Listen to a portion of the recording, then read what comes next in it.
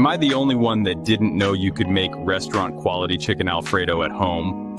Let's change that. First up, let's cook our fettuccine. Boil a big pot of salted water, toss in the fettuccine, and follow the package. Al dente is the goal. Drain it and set it aside. Easy peasy. Next, grab those chicken breasts, season them with salt and pepper, and heat a splash of olive oil in a skillet over medium heat. Cook each side for 6 to 7 minutes until they're golden and cooked through.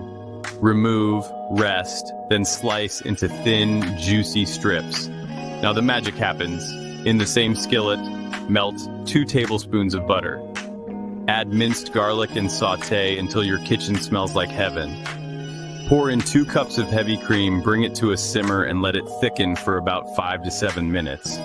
Stir in a cup of grated Parmesan until it's all melty and smooth. Season with a bit more salt and pepper. Time to bring it all together. Toss in your cooked fettuccine and chicken strips, giving everything a good mix until it's all coated in that creamy Alfredo goodness. Plate up your masterpiece, sprinkle some fresh parsley on top, and maybe a bit more Parmesan if you're feeling fancy. Voila! The best chicken fettuccine Alfredo made right at home. Enjoy!